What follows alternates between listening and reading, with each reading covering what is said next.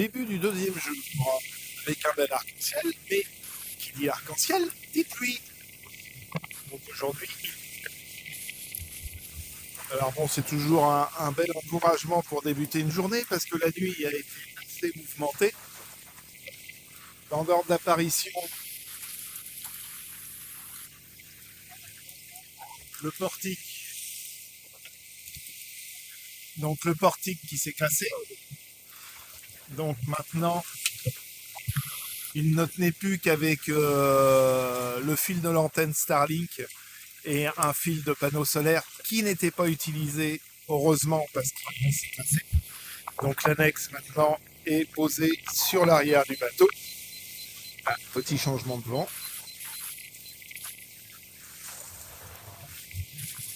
Et une demi-heure plus tard, la poulie du chariot de Génois qui a explosé alors qu'il y avait quoi? Il y avait entre 15 et 18 nœuds, pas de rafale, rien de particulier. La fixation de la poulie, en fait, ici il y a un espèce d'axe qui tient au chariot et ça s'est arraché complètement. Voilà pour la première nuit. Il y en a 10 à faire. On va voir ce qui va casser demain, dans la journée. Voilà, pour l'instant. Devant, c'est plutôt tout le temps. La mer est assez hachée. Il y en a 18 nœuds à part. Ça fait 15 réels. De toute façon, il n'y a pas le choix. Voilà.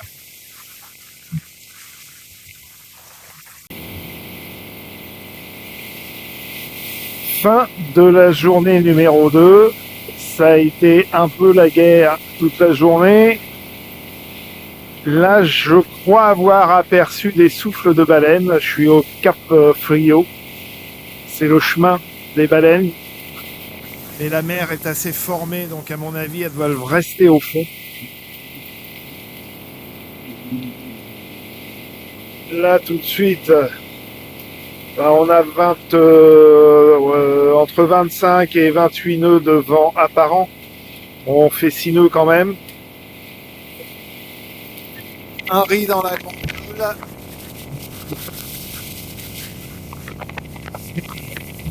Deux riz dans le jet.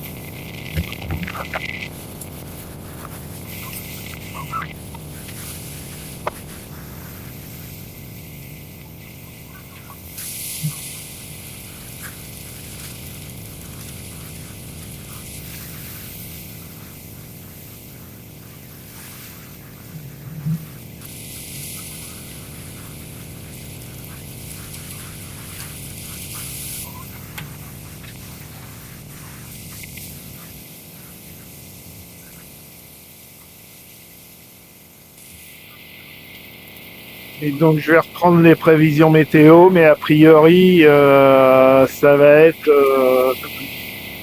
quasiment les 12 jours comme ça.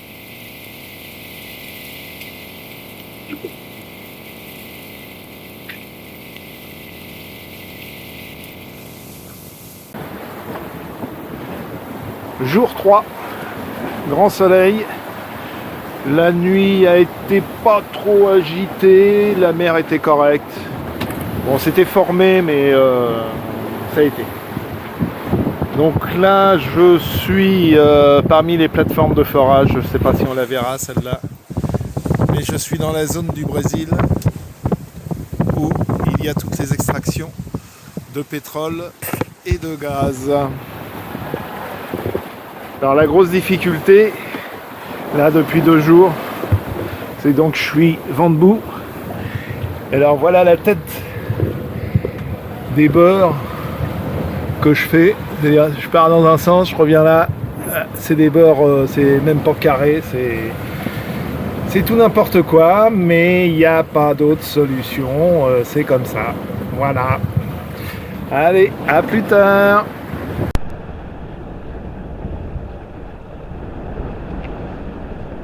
De temps en temps, on croise vraiment des bateaux bizarres. Celui-là est norvégien, il fait 146 mètres de long. Je pense qu'il sert à poser du pipeline.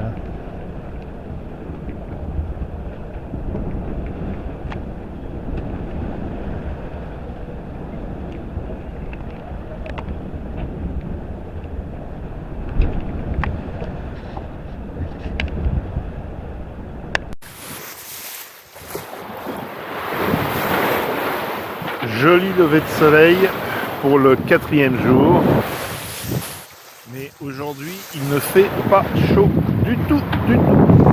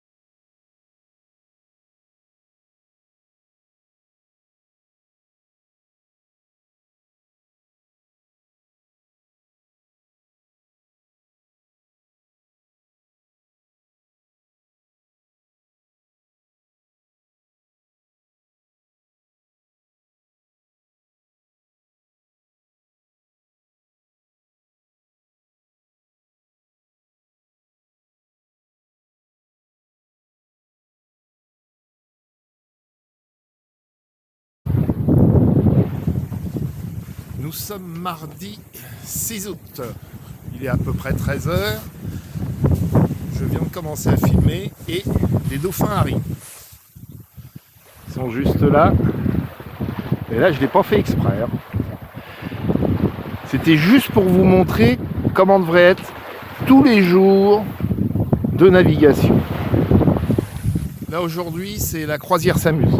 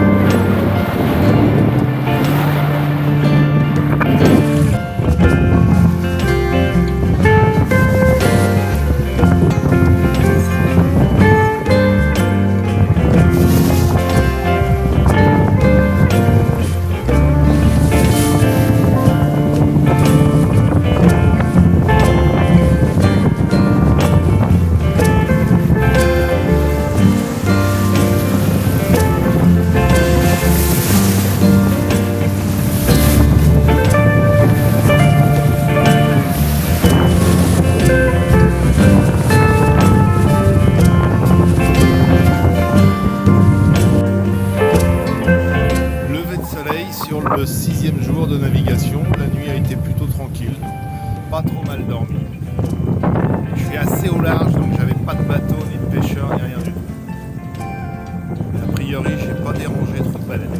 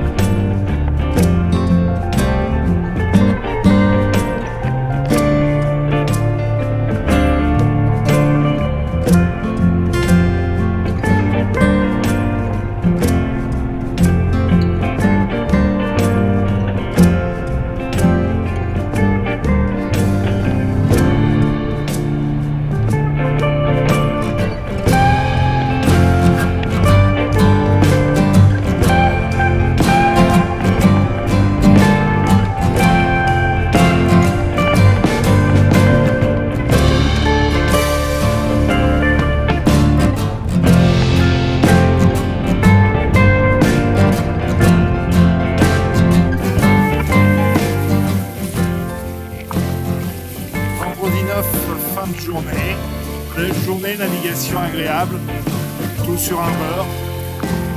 D'ici 1 heure ou 2, je vire de bord pour l'avant-dernière fois. Et après, c'est la grande ligne droite vers Haute-Pessoa. Il y a 2 bateaux de pêche. Je ne sais pas s'ils pêchent en bœuf ou s'ils sont tous les deux ensemble. Mais on est loin des côtes.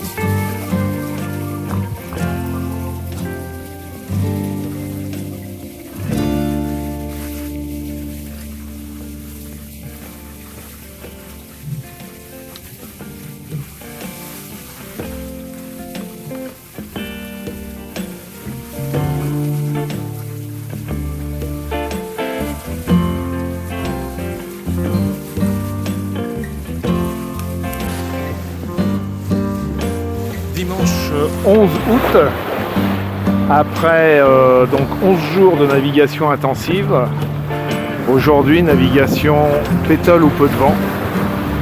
Là je suis à plus de 200 000 des côtes, c'est à peu près tout plat.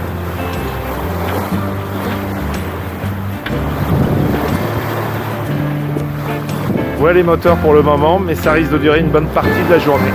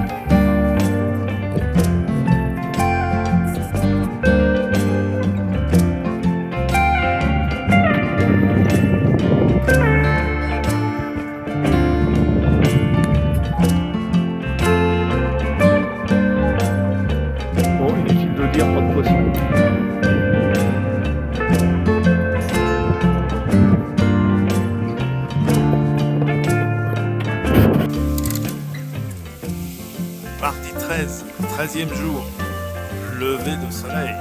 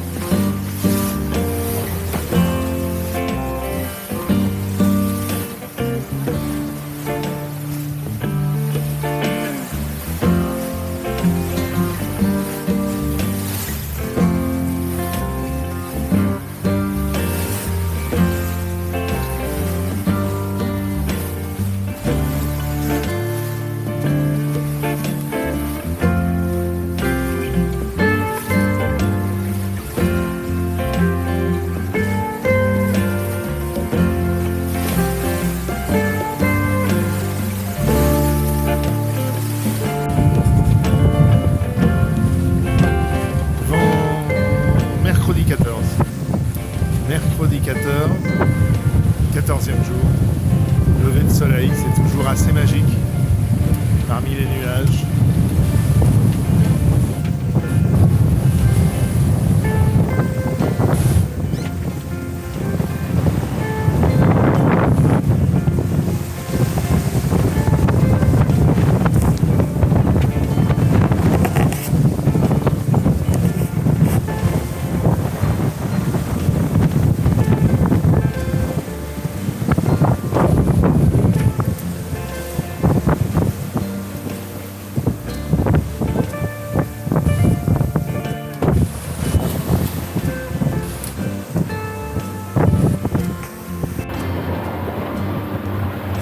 Jeudi 15 août, donc on est à 12-13 nœuds en apparent et en réel on est à 18, en fait entre 18 et 20 nœuds.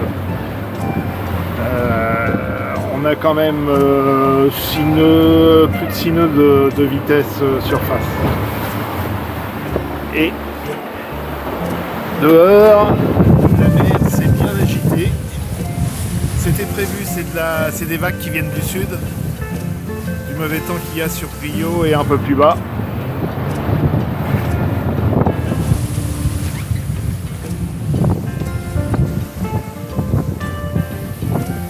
Là on est vent de travers, mais cette mer-là à remonter au près, c'est sans moi.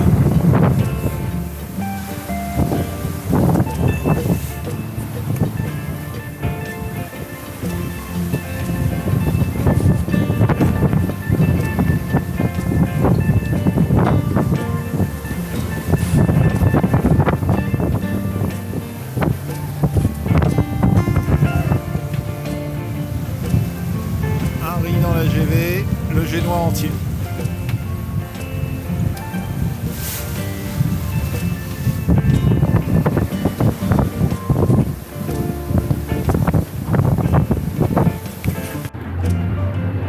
Bien, il nous reste 109 000 à parcourir jusqu'à l'arrivée à João Pessoa, sachant que j'espère qu'on va voir à la GoPro, c'est pas évident.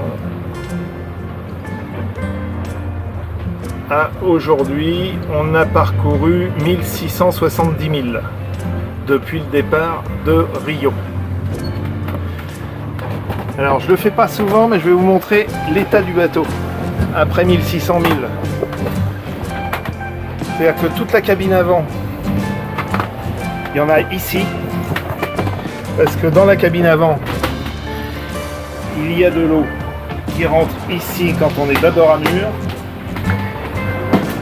Ça, c'est les coffres que j'étais obligé de sortir parce qu'on a si peu tapé et certaines cloisons ont été si peu mal faites que tout a sauté. Tout est fêlé, tout est cassé. Faut refaire toutes les cloisons avant à João Pessoa. Ici, vous voyez, il y a de l'eau que j'écope régulièrement. Il n'y a eu aucun joint congé de fait ici. Donc ça n'a pas tenu. Et donc l'intégralité de la cabine avant, c'est-à-dire les coussins, ce qu'il y a dans les coffres et tout, sont ici dans la cabine arrière. Coup de chance, il n'y a personne.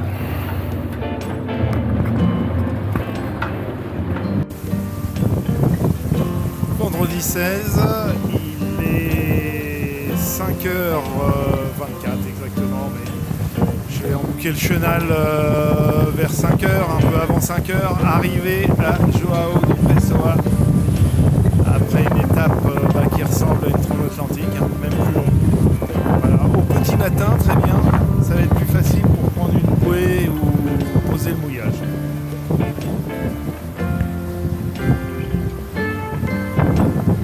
Fin d'une première étape un peu longue. La prochaine, normalement, est plus longue en route directe, puisque ça va être João Pessoa jusqu'à Saint-Laurent-du-Maroni.